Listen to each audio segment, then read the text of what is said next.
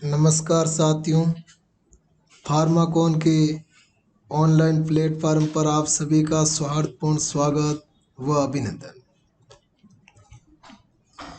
माँ सरस्वती से आराधना करते हैं कि आप अपने लक्ष्य में सभी सफल हो।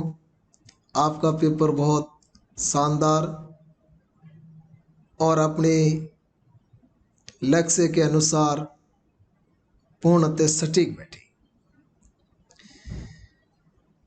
आज हम राजस्थान जीके के राजस्थान कला व संस्कृति में चित्रकला पर चर्चा करेंगे।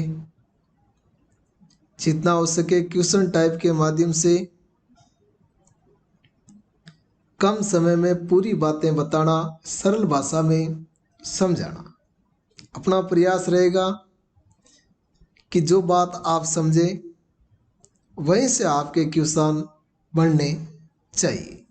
चलो तो शुरू करते हैं राजस्थान चित्रकला। पहला क्वेश्चन है, देखो ये क्वेश्चन किस प्रकार के पूछे जाते हैं, वो टाइप्स दिए हैं क्वेश्चन के।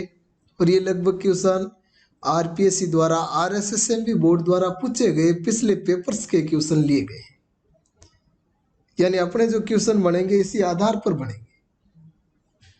आपको ये पता चल जाएगा भी आरएसएसएम बोर्ड में अपने अगर चित्रकला से प्रश्न आएंगे तो कैसे आएंगे, और उनके साथ हम इनका विस्तार भी पढ़ेंगे।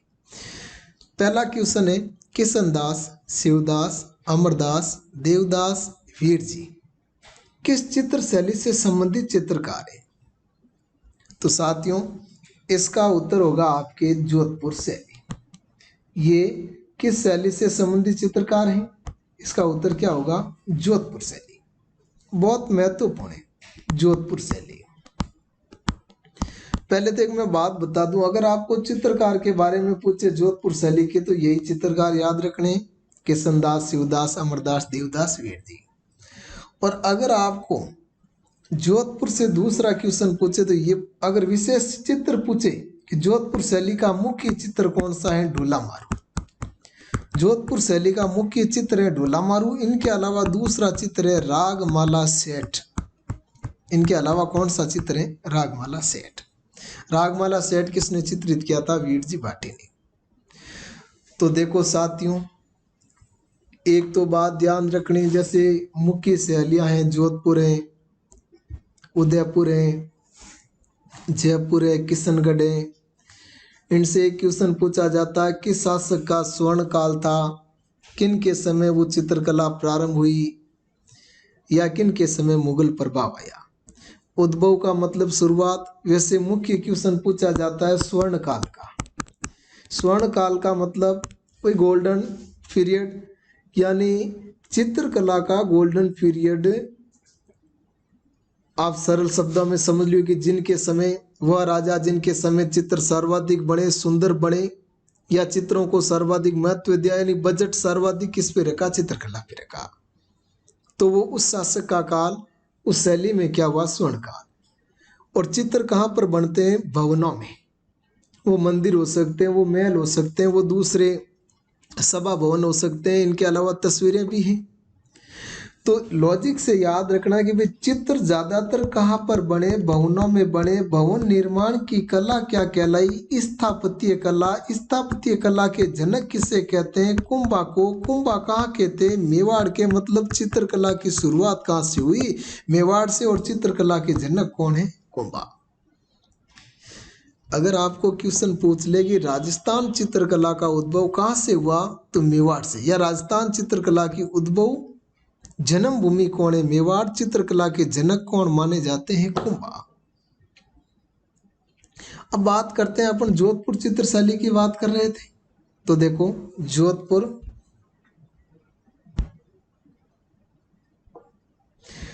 अगर वही बात है कि अपने लॉजिक से याद रखना कि कुंभा स्थापत्य कला के जनक थे, मतलब कुंभा ने राजस्थान में 84 में से 32 दुर्गों का निर्माण कराया, यानी कुंभा ने सर्वाधिक क्या बनाए थे? दुर्ग बनाए थे।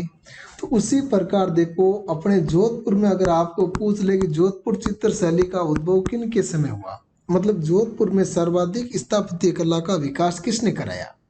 जैसे जोधपुर दुर्ग का परकोटा, शहर का परकोटा, 6 गेटों का निर्माण, इनके अलावा पोखरण किला, सोजत किला, मालकोट किला, ये दुर्ग किसने बनाए? मालदेव ने। यानी यहाँ स्थापत्य कला में योगदान ज्यादा किनका था? मालदेव का। तो जोधपुर चित्रशैली का उद्भव किनके समय हुआ था?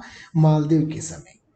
अब आपको अगर पूछ ले साथियों कि जोधपुर चित्रशैली पर मुगल प्रभाव, मुगलों से संधि किसने की? मोटा राजा उदय सिंह ने। तो मुगल प्रभाव किनके समय आया? उदय सिंह। लेकिन सर्वाधिक चित्रकला को आश्रय किसने दिया, मतलब चित्रकला का स्वर्ण काल किनका था? तो था जसवंत सिंह का काल। जसवंत सिंह प्रथम का काल क्या था? मारवाड़ चित्रशैली या जोधपुर चित्रशैली का स्वर्ण काल था। और जोधपुर चित्रशैली में मुख्य चित्र तो दो बात याद रख लेना, एक तो ढोला मारू और दूसरा रागमाला सेठ। लेकिन साथियों एक बात और ध्यान रखना, कभी कभार पूछ लेते हैं जो ये मुख्य शैलियां, वहां पशु पक्षियों का भी पूछ लेते हैं कि चित्रों में किस प्रकार के पशुओं के चित्र बनाए गए। तो जोधपुर में जो चित्र बने वहां पर शासक ऊंट या घोड़े पर सवार है, यानी सवारों के चित्र। अरे ढोला मारू क्या है? आप जोधपुर में कभी देखना, यहाँ के जो मित्रगण हैं रोडवेज बस स्टैंड से कभी ये पर्यटक बस निकलते हैं जिन पर चित्र बने हुए होते हैं। और एक विशेष चित्र है जो आप सब लोगों ने देखा होगा कि ऊंट पर सवार एक महिला है और उस ऊंट को पैदल खींच रहा है कौन? पुरुष। अरे वही ऊंट पर सवार महिला और जिस ऊंट को खींच रहा है पुरुष, वही तो चित्र ढोला मारू का है। वही चित्र कौन सा है? ढोला मारू। ढोला था नरवर का और मारू थी पोंगल देश यानी बीकानेर की राजकुमारी। तो ढोला मारू, रागमाला सेठ, ये मुख्य चित्र। पशुओं में पूछ लेते क्या हो गया? पशु में ऊंट बना है, घोड़ा बना है, कौवा का भी चित्रण है, और इनके अलावा चील। तो ये चित्र कहाँ पर बने?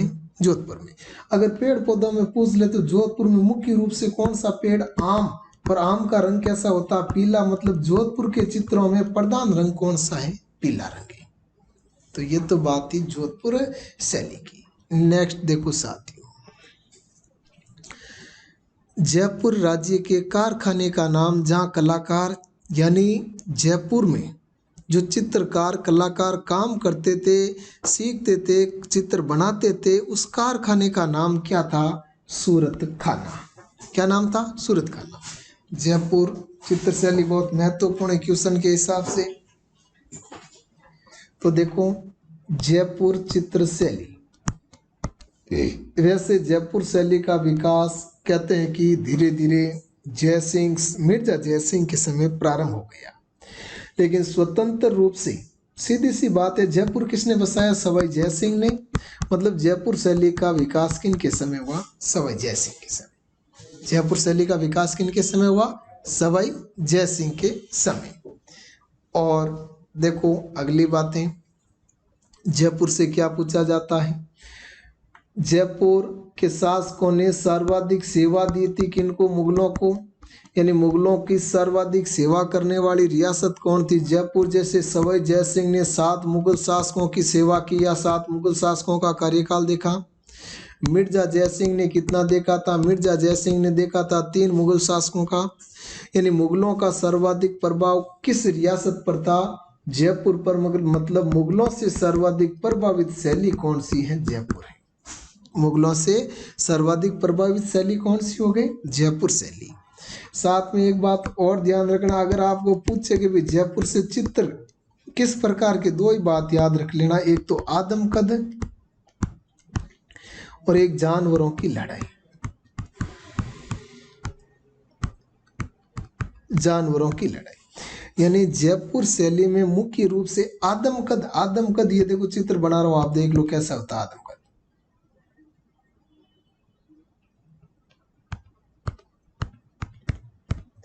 यानी व्यक्ति का पूरा चित्र, व्यक्ति का, एक सेकंड इधर बना देता हूं।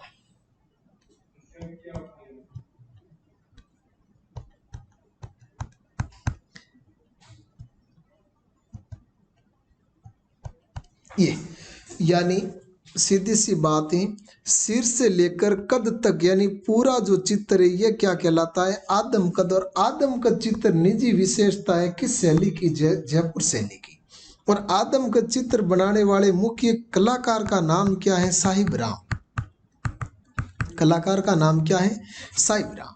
यानी साहिब राम ने यहाँ पर कैसे चित्र बनाए थे, आदम का चित्र बनाए थे। और साहिब राम मुख्य रूप से किन का दरबारी चित्रकार था, प्रताप सिंह का। मतलब सवाई प्रताप सिंह के समय चित्रों का सर्वाधिक विकास हुआ। तो जयपुर शैली का स्वर्ण काल किन का था, जयपुर शैली का स्वर्ण काल था सवाई प्रताप सिंह का काल। बस यही मुख्य बातें याद रखनी है आपको फार्माकोन एग्जाम के हिसाब से कि जयपुर चित्र शैली का उद्भव सवाई जय सिंह के समय, स्वर्ण काल किनका, प्रताप सिंह का काल। और मुगलों से तो प्रारंभ से ही प्रभावित थी, मुगलों से सर्वाधिक प्रभावित।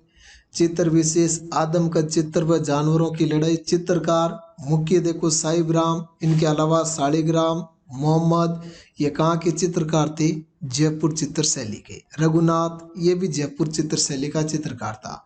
रंगों में कौन से रंग मुख्य रूप से हैं, तो लाल व हरा। और चित्रों में आदमकद और जानवरों की लड़ाई, ये दो मुख्य बात याद रखनी। नेक्स्ट देखो, किशनगढ़ शैली का प्रसिद्ध चित्रकार था।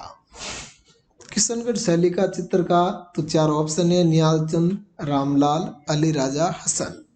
तो साथियों इसका आंसर होगा आपके मोरध्वज निहाल चंद। बहुत महत्वपूर्ण है कौन सी चित्र शैली, किशनगढ़। अगर आपको पूछ ले ये किशनगढ़ कहाँ पर पड़ता है, अजमेर में पड़ता है। किशनगढ़ रियासत की स्थापना किसने की थी, जोधपुर के मोटा राजा उदय सिंह का पुत्र जिनका नाम था किशन सिंह ने किशनगढ़ रियासत स्थापित की। और किशनगढ़ एकमात्र ऐसी रियासत थी जो पूर्णतः किस संप्रदाय से जुड़ी हुई थी, वल्लभ संप्रदाय से जुड़ी हुई थी। वल्लभ संप्रदाय यानी कि भगवान कृष्ण की भक्ति। किशनगढ़ का अगर सीधा सा याद रखना आपको, एक बहुत विशिष्ट चित्र है जिनका नाम है बणी व ठणी। क्या नाम है, बणी ठणी, जो मूलतः किनका चित्र है, रसिक प्रिया का। बणी ठणी मूलतः कौन थी, रसिक प्रिया। और बणी ठणी का चित्रण किसने किया, ये चित्र किसने बनाया था, निहाल चंद ने। बणी ठणी कौन थी, बणी ठणी प्रेमिका थी किनकी, सांवत सिंह की। सांवत सिंह की प्रेमिका थी कौन, बणी ठणी। अब देखो बात यह है कि किशनगढ़ एक छोटी सी रियासत थी और यहाँ पर एक अंग्रेज अधिकारी जिसका नाम है एरिक डिक्सन। घूमते घूमते कौन आया, एरिक डिक्सन। एरिक डिक्सन ने किसकी फोटो देखी, बणी ठणी की फोटो देखी। बहुत सुंदर पेंटिंग है ये। बणी ठणी की फोटो देखकर एरिक डिक्सन के मुंह से निकल पड़ा, ओहो भारत की मोनालिसा।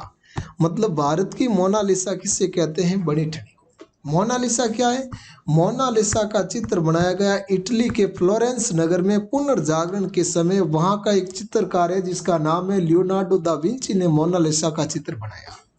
किसने बनाया था, लियोनार्डो दा विंची ने। तो बणी ठणी के चित्र को उजागर करके यानी रोचक प्रसिद्ध किया था किसने, एरिक डिक्सन ने। तो क्वेश्चन ये भी पूछ लेना कि किशनगढ़ शैली को चर्चित किसने किया, किशनगढ़ शैली को प्रकाश में कौन लेकर आया, तो एरिक डिक्सन। एरिक डिक्सन और इसका सहयोगी था फैयाज अली। और ध्यान रखना एरिक डिक्सन व फैयाज अली यानी किशनगढ़ शैली को चर्चित किया। यही एरिक डिक्सन जिन्होंने ब्यावर शहर बसाया था।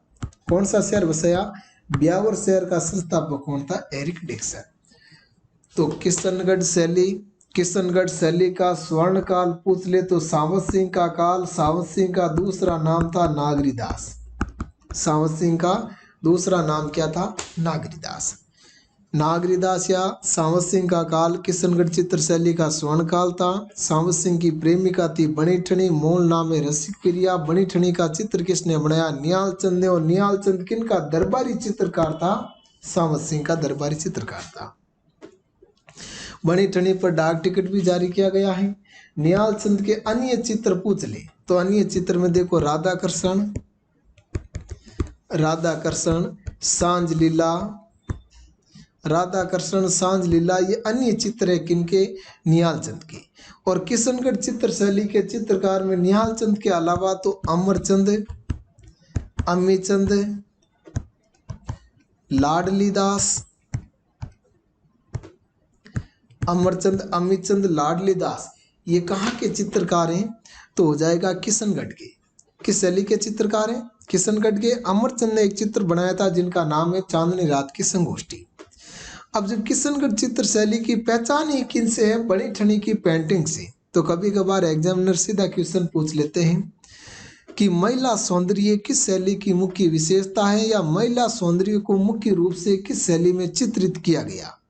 तो आपका उत्तर क्या होता है? किशनगढ़। उत्तर क्या होता है साथियों? किशनगढ़।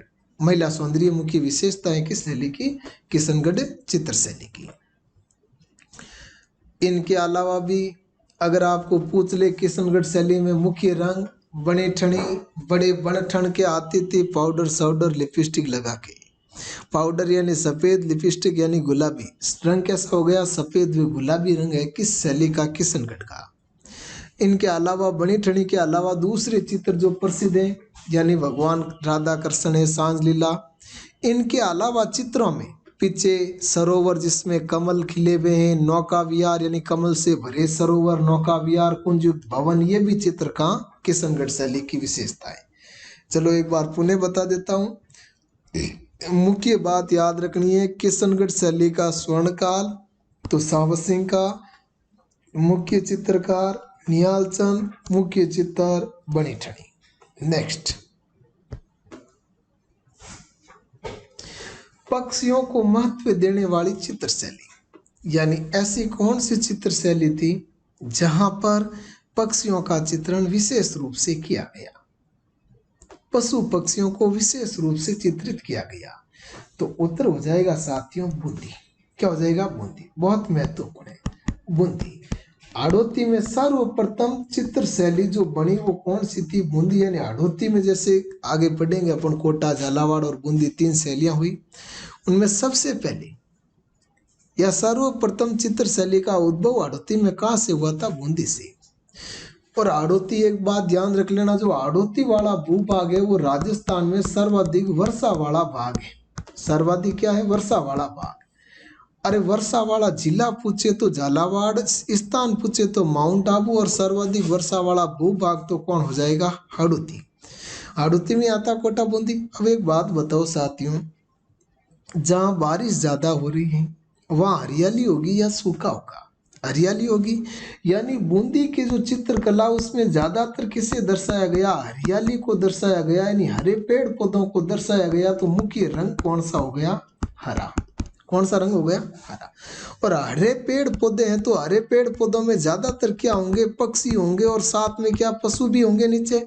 तो पशु पक्षियों का सर्वाधिक चित्रण किस शैली में किया गया है? पशु पक्षियों की चित्र शैली किसे कहते हैं? बूंदी को। और पक्षी में विशेष रूप से चित्र याद रखना है, नाचता हुआ मोर। कौन सा? नाचता हुआ मोर। इनके अलावा चहकती चिड़िया, नाचता मोर, उछल कूद करते बंदर, चिंगाड़ते हाथी। लेकिन याद रखना, नाचता हुआ मोर किस चित्र शैली की विशेषता है? बूंदी चित्र शैली की। बूंदी चित पशु पक्षी ज्यादा, तो एक बात और ध्यान रखना कि उनका शिकार भी ज्यादा होगा। तो शिकार के दर से ज्यादा कहाँ पर है? बूंदी शैली। लेकिन एक विशेष बात नोट डाल के याद रखना, अगर आपको पूछ ले कि रानियों को शिकार करते दिखाया गया है, रानियों के शिकार करते दिखाया गया है, तो रानियों को शिकार करते दिखाया गया है कोटा चित्र शैली में। कहाँ पर दिखाया गया है? कोटा में। रानियों के शिकार दृश्य कहाँ पर होंगे? तो कोटा चित्र शैली में। और शिकार के ज्यादा दृश्य कहाँ है? बूंदी में। बूंदी चित्रकला का स्वर्ण काल पूछ ले तो उमेद सिंह का काल था।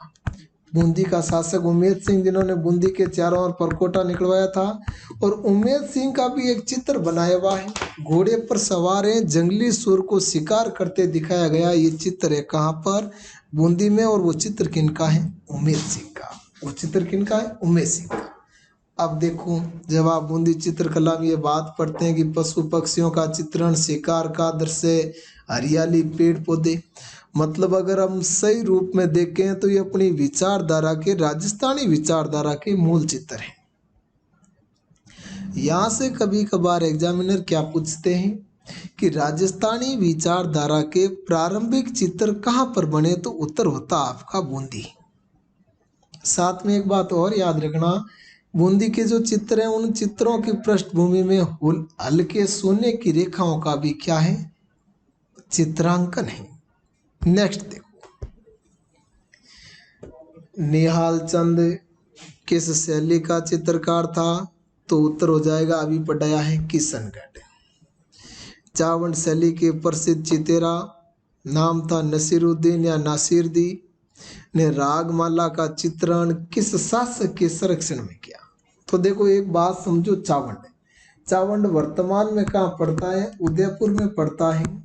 चावंड को राजधानी बनाने वाले व्यक्ति का नाम, शासक का नाम यानी राणा प्रताप। तो चावंड शैली का उद्भव किनके समय हुआ? प्रताप के समय। प्रताप के बाद चावंड में कौन रहे? प्रताप के पुत्र। नाम क्या था? अमर सिंह प्रथम। और अमर सिंह प्रथम के समय ही नसीरुद्दीन ने कौन सा रागमाला का चित्रण किया था? उत्तर हो जाएगा सी। चावंड शैली में 2-3 बात याद रखनी है। चावंड शैली का उद्भव प्रताप सिंह राणा प्रताप के समय। चावंड शैली का आगे विकास किनके समय हुआ? अमर सिंह प्रथम के समय। या आपको पूछ ले चावंड का मुख्य चित्रकार तो कौन हो जाएगा? नसीरुद्दीन।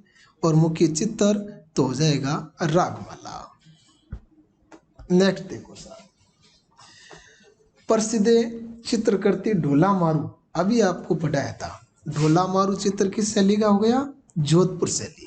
देखो ढोला मारू चित्र तो जोधपुर शैली का है। ढोला मारू गीत पूछ ले तो आपके हो जाएगा सिरोही सेथर का। ढोला मारू नृत्य पूछ ले तो होगा झालावाड़ का। ढोला मारू रादुहा किसने लिखा? कवि कलोड़ ने। और ढोला कहाँ का था? नरवर का। मारू कहाँ की थी? पुंगड़ देश की। एक बार RSSMB ने एक क्वेश्चन पूछा था कि जब ढोला और मारू का विवाह हुआ उस समय उनकी आयु कितनी थी? तो ढोले की आयु थी आपके 2.5 साल और मारू थी 1.5 साल की। नेक्स्ट क्वेश्चन बहुत आसान है कि पशु पक्षियों को महत्व देने वाले स्कूल ऑफ पेंटिंग का नाम है। साथियों बस याद रखो, अभी पढ़ाया था, याद करने का प्रयास करो। कुछ याद आया होगा कि पशु पक्षियों का सर्वाधिक चित्रण किस शैली में हुआ है? बूंदी शैली में। कहाँ पर हुआ है? बूंदी। ये देखो क्वेश्चन अभी मैंने आपको रिपीट किया था जब बूंदी शैली का विस्तार किया था कि बूंदी शैली में अपने राजस्थानी विचारधारा के चित्र बने हैं। शिकार दृश्य या मान लो कि आपके जो हरियाली जो भी बातें हैं, तो सीधी सी बात है राजस्थानी विचारधारा की चित्रकला का आरंभिक केंद्र कौन था? बूंदी। कौन था? बूंदी। इनके अलावा देखो मेवाड़ में रागमाला, रसिक प्रिया, गीत गोविंद जैसे विषयों पर लघु चित्र के शासकाल किन के काल में चरम सीमा पर या स्वर्ण काल था? सीधी सी बात है। चलो बात करते हैं मेवाड़ चित्र शैली की। तो साथियों एक तो बात मैंने आपको पहले ही बता दी कि मेवाड़ चित्र शैली राजस्थानी शैलियों की क्या है? मूल जनक शैली। और मेवाड़ चित्र शैली का उद्भव किनके समय हुआ या मेवाड़ चित्र शैली के जनक कौन थे? कुंभा। मेवाड़ चित्र शैली में मुगल प्रभाव पूछ ले तो मुगलों से संधि किसने की थी? अमर सिंह ने। यानी मुगल प्रभाव किन के समय आया? अमर सिंह प्रथम के समय। लेकिन मेवाड़ चित्र शैली का स्वर्णिम काल या मेवाड़ चित्र शैली अपनी चरम सीमा पर थी किन के समय? जगत सिंह प्रथम के समय। जगत सिंह प्रथम के समय यानी जगत सिंह प्रथम का काल क्या था? मेवाड़ चित्र शैली का स्वर्ण काल था।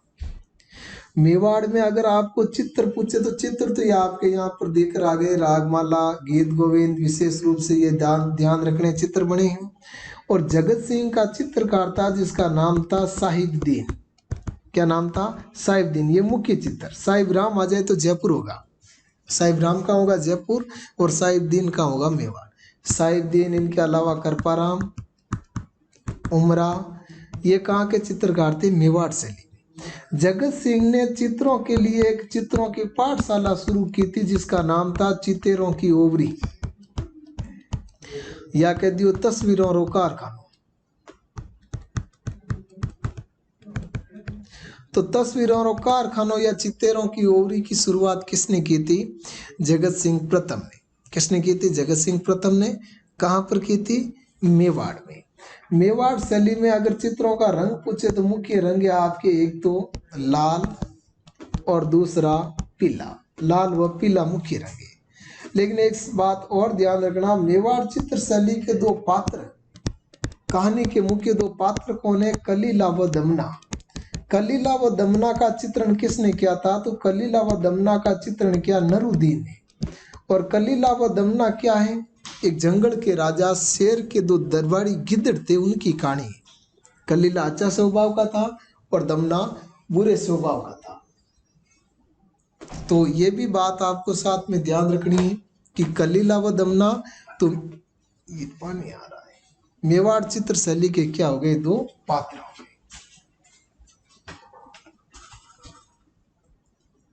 कुर्सी हटा दो यार। नेक्स्ट देखो, मेवाड़ चित्र शैली के दो पात्र में तो हो गए कौन? कलीला व दमना। कलीला दमना का चित्रण किसने किया था? नरुद्दीन। किसने किया था? नरुद्दीन। और रंग कौन सा हो गया? तो रंग हो गया लाल व पीला। लेकिन साथियों, अगर आपको पूछ ले कि मेवाड़ चित्र शैली में विशेष रूप से अगर पशु पक्षियों का पूछे, तो पशु में जैसे हाथी, साथ में शेर भी है। हाथी के अलावा आपके देखो वृक्ष में बना है कदम, लेकिन कदम के वृक्षों के लिए कौन सा अभयारण्य प्रसिद्ध है? तो कदम के वृक्षों के लिए अभयारण्य होगा आपके केवलादेव घना पक्षी विहार। और पक्षी में बना हुआ है चकोर। पक्षी में क्या बना है? चकोर। पशु में हाथी और वृक्ष में कदम। तो ये तो बात हो गई किसकी? मेवाड़ चित्र शैली की। अब नेक्स्ट देखो, एक बार पुनः बता दूं, मेवाड़ से क्वेश्चन पूछे जाते हैं। एक तो स्वर्णकाल जगत सिंह प्रथम का काल, जिन्होंने चित्रकला की पाठशाला चित्रों की उरी बनाई। दूसरी बात बनती है चित्रकार साहिबदीन मुखी। तीसरी बात दो पात्र कलीला व दमना। कलीला व दमना इस शैली के क्या हो गए? दो पात्र। नेक्स्ट देखो, किस शासक के काल में किशनगढ़ चित्र शैली अपने चरम सीमा पर थी? किस शासक के काल में किशनगढ़, नहीं,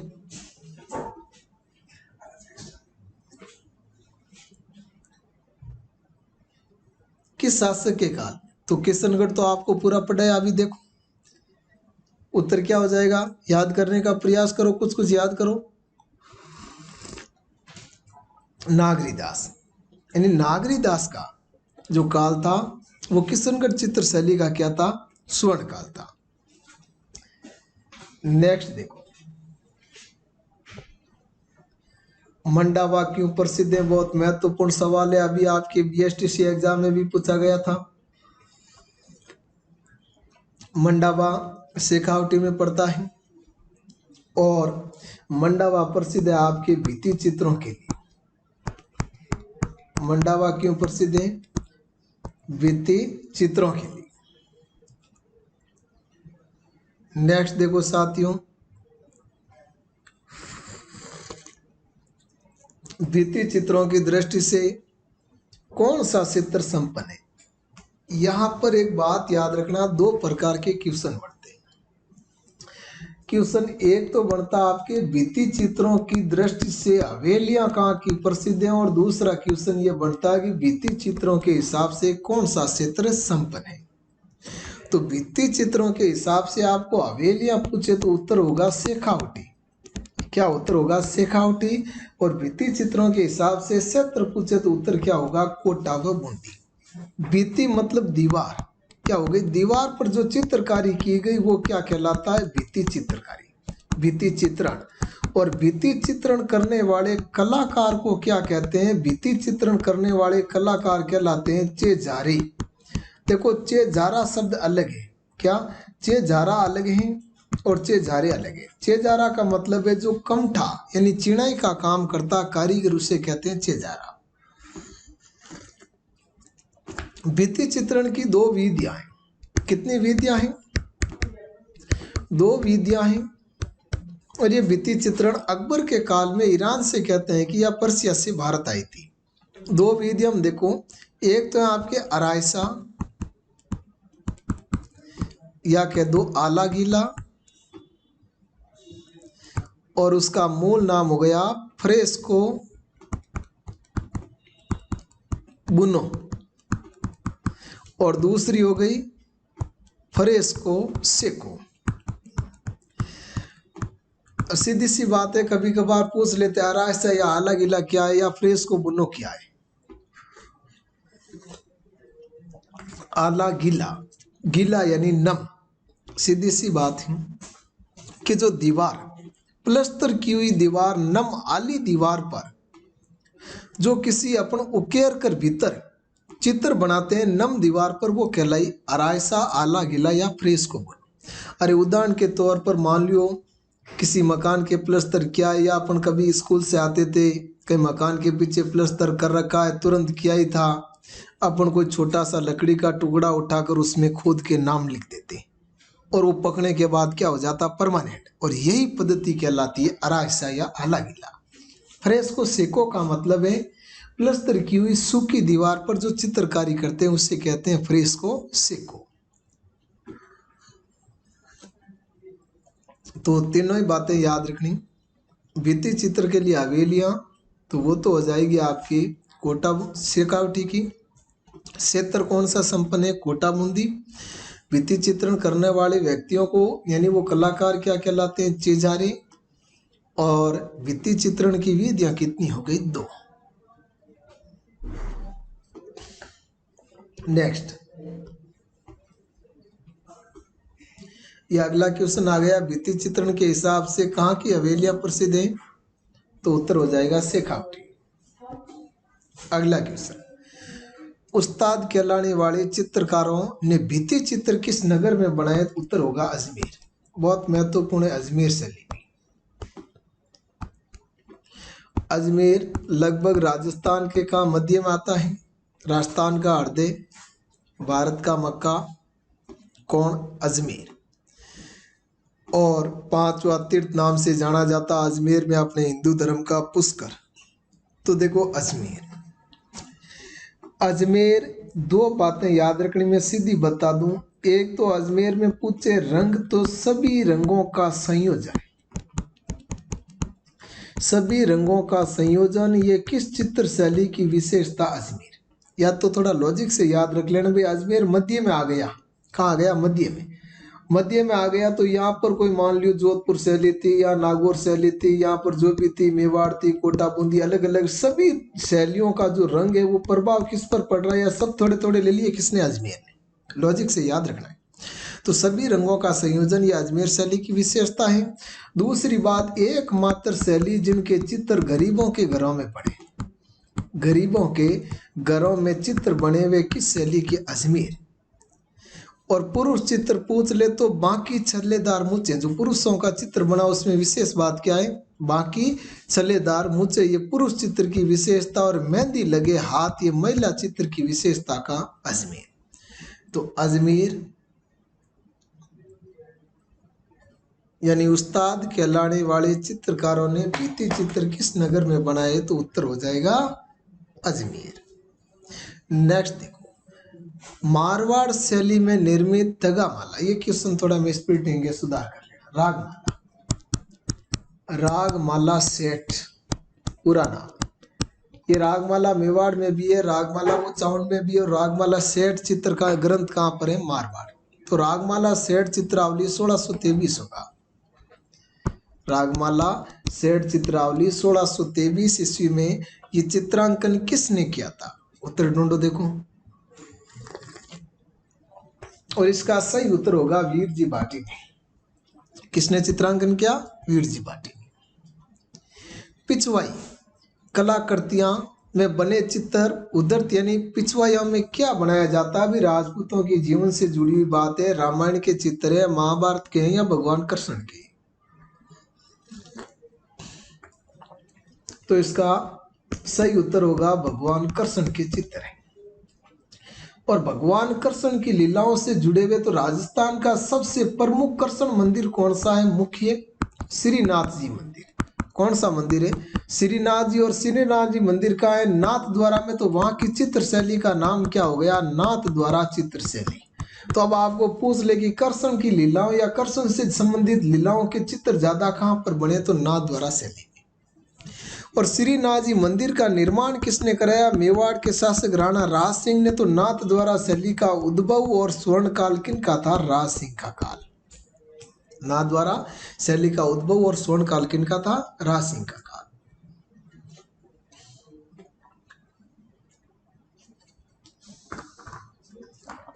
अब अगर आपको पूछ ले और ये पिछवाइयाँ क्या होती है? जो श्रीनाथ जी का मंदिर है, श्रीनाथ जी की मूर्ति है, भगवान श्रीनाथ जी की मूर्ति के पीछे जो पर्दे पर भगवान कृष्ण की कलाएं, बाल लीलाएं उत्कीर्ण की गई हैं, उससे क्या कहते हैं? पिछवाइयाँ, यानी पीछे जो उत्कीर्ण की गई। और पिछवाइयों को उत्कीर्ण करने वाले पहले व्यक्ति कौन थे? विठलनाथ जी। पहले कौन थे? विठलनाथ जी।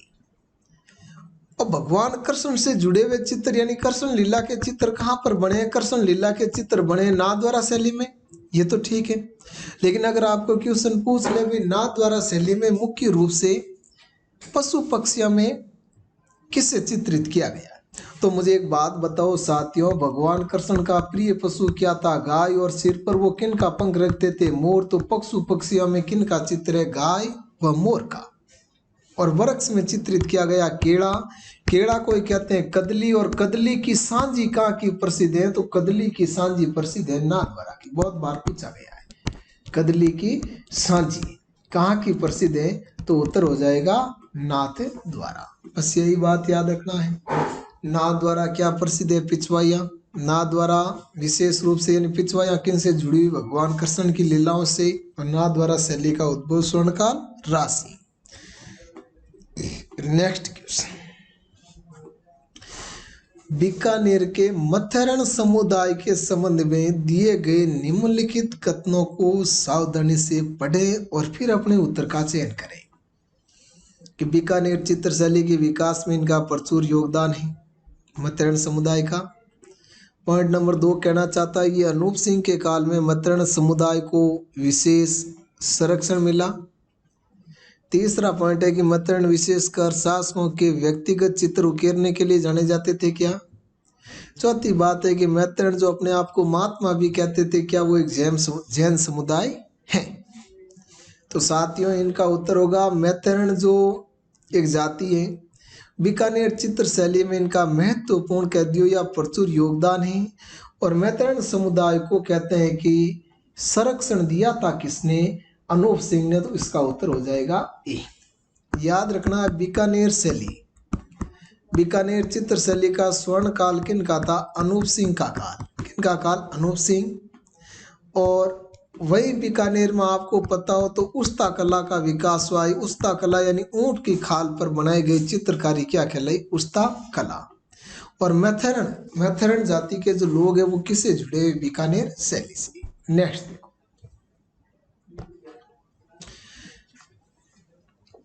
किस चित्र में मतीराम एक व्यक्ति का नाम है। मतीराम रचित 19वीं शताब्दी की एक हिंदी साहित्यिक रचना जिनका नाम है रसराज। रसराज चित्रण हेतु यानी रसराज के चित्रण हेतु विषय के रूप में प्रयोग किया गया है। तो ये होगा आपके मारवाड़। क्या होगा? मारवाड़। नेक्स्ट है निम्न में से कौन सा चित्रकार बीकानेर चित्र शैली से जुड़ा हुआ नहीं है? ऑप्शन नंबर 1 जय किशन मैथर, 2 है शाह मोहम्मद, 3 अबू हमीद, चौथा नानक राम। तो साथियों नानक राम कहाँ का हो जाएगा? नानक राम है वो अलवर चित्र शैली का व्यक्ति, अलवर शैली का चित्रकार है नानक राम। बाकी सभी किनके हैं? बीकानेर। अलवर शैली की बहुत महत्वपूर्ण बात है, देखो 1-2 में पॉइंट बता देता हूँ सीधे तौर पर जो याद रखने हैं। नंबर 1 बिंदु, एक तो ये बात है कि एकमात्र शैली जो किन से प्रभावित है? अंग्रेजों से। तो अंग्रेजों से सर्वाधिक प्रभावित शैली कौन सी है? अलवर शैली। तो अंग्रेजों ने अपनी संस्कृति के विपरीत ही चित्र बनवाए। और सीधा सा ऐसे याद नहीं रहो तो 1857 क्रांति के समय आप साइक संधियां, ईस्ट इंडिया कंपनी की संधियां के बारे में पढ़ते हैं। और वास्तविक रूप से पूर्णतः प्रभावपूर्ण साइक संधि करने वाले, साइक संधि के भी 2 क्वेश्चन बनते, प्रथम भरतपुर का भी बनता, प्रथम अलवर का। प्रथम भरतपुर यानी नाम मात्र और अलवर का प्रथम ये बनता कि पूर्ण प्रभाव वाली आक्रामक साहिक संधि करने वाली पहली रियासत कौन थी? अलवर। और शासक कौन था? बख्तावर सिंह। कौन था? बख्तावर सिंह। तो अलवर में यानी अंग्रेजों का आगमन अलवर से हुआ, तो अंग्रेजों का प्रभाव कहाँ रहा? अलवर में। और साहिक संधि किसने की? बख्तावर सिंह। किस समय? बख्तावर सिंह ने। और इस अलवर शैली का विकास या उद्भव किन के समय हुआ? बख्तावर सिंह के समय। और अलवर शैली का स्वर्ण काल था किन का काल? विनय सिंह का काल। किन का काल था? विनय सिंह। अलवर शैली में विशेष चित्र याद रखो तो दो बात याद रख लेना। एक तो वेश्याओं का चित्रण है। किनका है? वेश्याओं का चित्रण सबसे ज्यादा शिवदान सिंह के समय अलवर शैली में किया गया। या सीधे तौर पर पूछ ले आपको कि वेश्याओं का चित्रण सर्वाधिक किस शैली में हुआ? तो अलवर शैली होगी। सर्वाधिक किस शैली में हुआ है? तो अलवर शैली। दूसरी बात, अगर एक महिला चित्र का पूछे तो नफिरी एक वाद्य है, नफिरी पुंगी के समान होता है। नफिरी वादक महिला चित्र, नफिरी वादक महिला चित्र ये कहाँ का है? अलवर का। अलवर के चित्रकार पूछे तो नानक राम, बुद्धाराम, गुलाम अली, बलदेव, मंगसेन, डाड़ूराम, ये कहाँ के चित्रकार थे? अलवर शैली के चित्रकार थे। नेक्स्ट देखो साथियों, ये तो आपके चित्र शैलियों से सीधी प्रमुख बातें हो गई। अब कुछ और महत्वपूर्ण बातें बताता हूँ। एक तो नागौर शैली पीछे रह गई, उसके बारे में देखो। नागौर शैली की दो ही बात याद रखनी है। एक तो पारदर्शी वेशभूषा किस चित्र शैली की निजी विशेषता है? नागौर शैली की। पारदर्शी वेशभूषा मतलब जो चित्र हैं उनमें रंग गहरे नहीं है, फीके हैं, बुझे हुए। भाई फीका रंग होगा तो जो दीवार की भित्ति होगी वो आर पार नजर आएगी, तो वही बात है। और फीके रंग को क्या कहते हैं? बुझा हुआ। तो बुझे हुए रंगों का प्रयोग, बुझे हुए रंगों का प्रयोग विशेष रूप से किस शैली में हुआ है? नागौर शैली में। ये बात ध्यान रखना है। इनके अलावा देखो, आपको अगर सीधा पूछ ले कि राजस्थान चित्र शैली का उद्भव कहाँ से हुआ? राजस्थान चित्र शैली का उद्भव तो कौन होगा? मेवाड़, यानी मेवाड़ शैली से। उद्भव शैली, जनक शैली कौन मानी जाती है? मेवाड़। और मेवाड़ पे पूछ ले राजस्थान चित्र शैली के जनक किसे कहा गया तो कौन हो जाएंगे? राणा कुंभा। जनक किसे माना गया है? कुंभा को। लेकिन साथियों ध्यान रखना, एक क्वेश्चन और बनता है और पूछा जाता है कि राजस्थान चित्र शैली का वैज्ञानिक विभाजन किसने किया? वैज्ञानिक विभाजन किसने किया? तो राजस्थान चित्र शैली का वैज्ञानिक विभाजन किया था आनंद कुमार स्वामी ने। किसने किया? आनंद कुमार स्वामी ने पुस्तक लिखी थी राजपूत पेंटिंग्स। कौन सी पुस्तक लिखी? राजपूत पेंटिंग्स। तो ध्यान रखना, कभी कभार ये भी पूछ लेते हैं कि राजस्थान चित्र शैली को राजपूत चित्र शैली किसने कहा? राजस्थान चित्र शैली को राजपूत चित्र शैली किसने कहा? तो आपका उत्तर हो जाएगा आनंद कुमार स्वामी। राजस्थान चित्र शैली का वैज्ञानिक विभाजन का मतलब उसे व्यवस्थित रूप से, भौगोलिक रूप से, सांस्कृतिक रूप से सही व्यवस्थित किसने किया? तो वो हो जाएगा आनंद कुमार स्वामी। लेकिन अगर क्वेश्चन पूछ ले राजस्थान की चित्र शैली को राजस्थानी शैली किसने कहा तो उत्तर होगा रामकृष्ण दास। रामकृष्ण दास। राजस्थानी यानी राजस्थान चित्रकला को राजस्थानी शैली नाम किसने दिया? तो उत्तर क्या हो जाएगा? रामकृष्ण दास। इनके अलावा देखो, एक क्वेश्चन और बनता आपके स्कूलों से। किनसे बनता? स्कूल। स्कूल यानी राजस्थान की चित्रकला को कितने स्कूलों में बांटा गया है? फिर वहां पर एग्जामिनर क्या पूछते हैं? जब स्कूल तो सीधे मैं बता दूं 4 स्कूल है, मेवाड़, मारवाड़, ढूंढार और हाड़ौती। जितनी भी शैलियां उन 4 स्कूलों में से रखा गया है।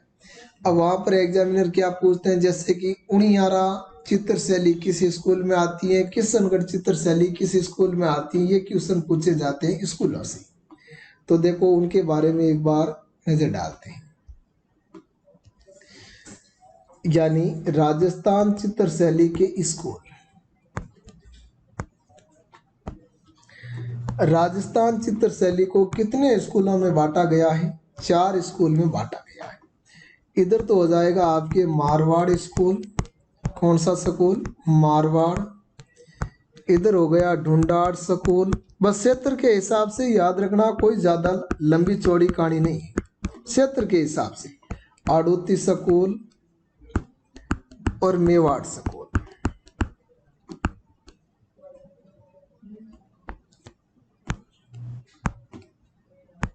बस, यानी चित्रकला को 4 स्कूलों में बांटा गया है।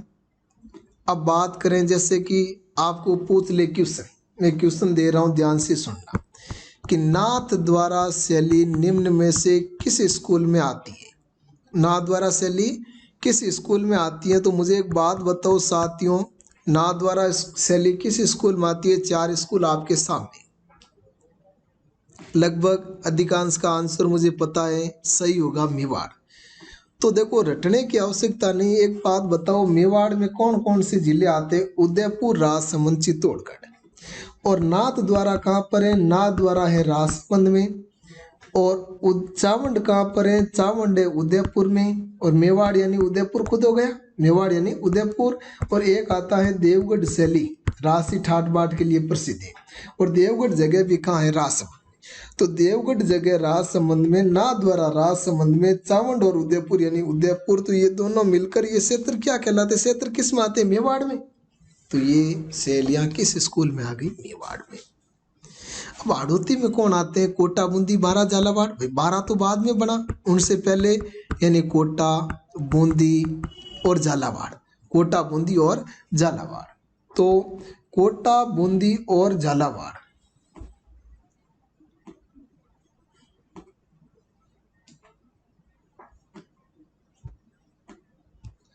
कोटा, बूंदी और झालावाड़ बिल्कुल आसान है। यहाँ पर तो क्वेश्चन सही होने चाहिए, गलत होने का कोई चांस ही नहीं है। फिर भी कई बार क्या करते हैं लोग, कंफ्यूज होके गलत कर देते हैं, स्कूल तो पढ़ा ही नहीं, स्कूल क्या होता है? अरे भाई क्षेत्र के हिसाब से बिठाना है। अब पूछ लिया कि निम्न में से हाड़ौती स्कूल में शामिल नहीं है, ऑप्शन दे दे, कोटा शैली, बूंदी शैली, झालावाड़ शैली, अजमेर शैली। तो पता अजमेर का है, मध्य में, हाड़ौती का कोई भाग ही नहीं। अब ढूंढाड़, तो देखो ढूंढाड़ किन का? कछावों की पहली राजधानी थी ढूंढाड़। और कछावों ने ढूंढाड़ के बाद अपनी राजधानी कहाँ स्थापित की? आमेर। आमेर के बाद कौन सा नगर बना? जयपुर। जयपुर से कछावों की एक शाखा कहाँ पर गई? अलवर। और एक याद रखना है, उनियारा। तो ये उनियारा शैली, अलवर शैली, जयपुर शैली और आमेर किस स्कूल में हो गए? ढूंढाड़। उनियारा बहुत महत्वपूर्ण है, बहुत बार पूछा जाता है, उनियारा शैली किस स्कूल में आती है? ढूंढाड़। उनियारा वर्तमान में कहाँ पर है? तो उत्तर होगा आपके टोंक। और उनियारा पर किस शैली का प्रभाव पड़ा? तो उनियारा पर प्रभाव तो पड़ा बूंदी शैली का। किस शैली का प्रभाव रहा? बूंदी का। उनियारा आता किस स्कूल में? ढूंढाड़ में। और वर्तमान में उनियारा कहाँ पर है? टोंक। वर्तमान में उनियारा कहाँ पर है? तो उत्तर होगा आपके टोंक। अब बाकी बच्चे जितनी भी शैलियां किस में हो गई? मारवाड़। मारवाड़ में कौन? एक तो हो गई नागौर, कौन हो गई? नागौर। इनके अलावा बीकानेर, मारवाड़ यानी जोधपुर, इधर हो गई जैसलमेर, इनके अलावा किशनगढ़ और अजमेर। तो अजमेर शैली, किशनगढ़ शैली, नागौर शैली, जोधपुर, बीकानेर और जैसलमेर। जैसलमेर शैली बहुत महत्वपूर्ण है, ध्यान रखना। एकमात्र शैली, एकमात्र शैली जिस पर किसी भी शैली का प्रभाव नहीं पड़ा। सीधा उत्तर पूछा जाता है, इनमें से कौन सी शैली जो मुगलों से प्रभावित नहीं हुई? तो एकमात्र शैली जिस पर न तो मुगल शैली का प्रभाव पड़ा, न ही कोई दूसरी शैली। बाकी सभी शैली अगर मुगलों से सर्वाधिक प्रभावित हो जाएगा जयपुर, मुगलों से सर्वप्रथम प्रभावित हो जाएगा आमेर। लेकिन एकमात्र शैली जिस पर मुगल शैली का प्रभाव नहीं पड़ा, तो उत्तर क्या होगा? जैसलमेर शैली। जैसलमेर शैली का मुख्य चित्र कौन सा है? मुम्मल।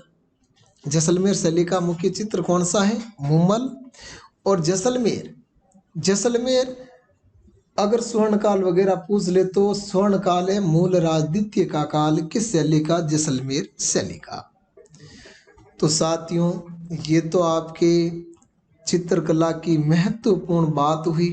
ध्यान रखना इसमें से कोई भी क्वेश्चन हो गलत नहीं होने चाहिए। मैं एक बार पुनः दोहरा देता हूँ, मुख्य बिंदु ध्यान रखना कि जो न्यूनतम, देखो वैसे या तो अच्छा रखना, मैं कम से कम बता दूं कि जो सीधे तौर पर पूछे जाते हैं और सीधा आपको याद रखना, तो वो बातें एक बार दोहरा देता हूं। देखो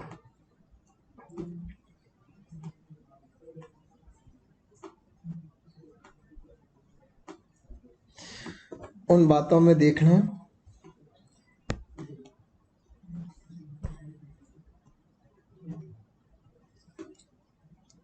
जैसे उदाहरण ले लियो आप जोधपुर। जोधपुर शैली से मुख्य बात, अगर जोधपुर का चित्र पूछे तो पूछा जाता है कि ढोला मारू चित्र कहाँ का है? जोधपुर शैली का। पहले चित्रों से ही बात कर लेते हैं। ढोला मारू चित्र किस शैली का है? जोधपुर शैली का। ये जोधपुर शैली, ढोला मारू क्या है तो आपने देखा ही है, मैंने बताया आपको जोधपुर शैली में कि ऊंट पर सवार महिला जिससे व्यक्ति पैदल खींच रहा है ऊंट को, वो चित्र है ढोला मारू का। नागौर शैली की बात पूछे तो नागौर की विशेषता आएगी बुझे हुए रंगों का प्रयोग या पारदर्शी वेशभूषा। जैसलमेर का क्या आएगा? मुम्मल। देखो मुम्मल राजकुमारी कहाँ की? जैसलमेर की। मुम्मल चित्र भी कहाँ का? जैसलमेर का। तो मुम्मल गीत भी कहाँ का? जैसलमेर का। अब बात आ जाए किशनगढ़ की, तो किशनगढ़ में तो फिक्स है कि बनी ठनी बड़े बन ठन के आती थी कौन? बनी ठनी चित्र किस शैली का है? किशनगढ़ का। और बनाया किसने? निहाल चंद ने। बनी ठनी किन की प्रेमिका थी? सामत सिंह की प्रेमिका थी। बात पूछ ले जयपुर शैली की, तो जयपुर शैली में क्या? आदमकद चित्र। कौन से चित्र? आदमकद चित्र की शैली की विशेषता जयपुर की। दूसरी बात क्या है? जानवरों की लड़ाई। कभी कभार आमेर शैली का भी पूछ लेते हैं। आमेर में पहले दो शब्द क्या है? आम। आम यानी आम रंगों का प्रयोग, प्राकृतिक रंगों का प्रयोग कहाँ पर हुआ है? तो प्राकृतिक रंगों का प्रयोग हुआ है आमेर शैली में, यानी गेरू माटी गेरुआ रंग, काली माटी कालवा रंग, या सफेद माटी सफेदा। और पशु पक्षियों की चित्र शैली किसे कह दिया? बूंदी। मुख्य चित्र कौन सा है? नाचता हुआ मोर। नाचता हुआ मोर कहाँ का है? बूंदी का मुख्य चित्र है। तो कलीला व दमना, कलीला व दमना, तो कलीला दमना कहाँ के पात्र हो गए? कलीला व दमना हो गए मेवाड़ चित्र शैली के पात्र। किसके पात्र हो गए? मेवाड़ चित्र शैली के दो मुख्य पात्र हो गए कलीला व दमना। और पूछ ले पिछवाइयाँ। पिछवाइयाँ कहाँ की प्रसिद्ध है या पिछवाइयाँ किस शैली की विशेषता है? तो नाथ द्वारा शैली की मुख्य विशेषता वो क्या है? पिछवाइयाँ। नाथ द्वारा शैली की मुख्य विशेषता क्या हो गई? पिछवाइयाँ। कहाँ की प्रसिद्ध हो गई? नाथ द्वारा की। अजमेर में पूछ ले तो मुख्य रूप से यानी एकमात्र चित्र शैली जिनके चित्र गरीबों के घरों में बने हुए, कौन सी शैली? अजमेर। और अजमेर शैली में सभी रंगों का क्या मिलता है? संयोजन। सभी रंगों का क्या मिलता है? संयोजन। तो ये तो बातें हुई आपके राजस्थान चित्रकला की। चित्रकला में आज इतना ही। इति सीतम।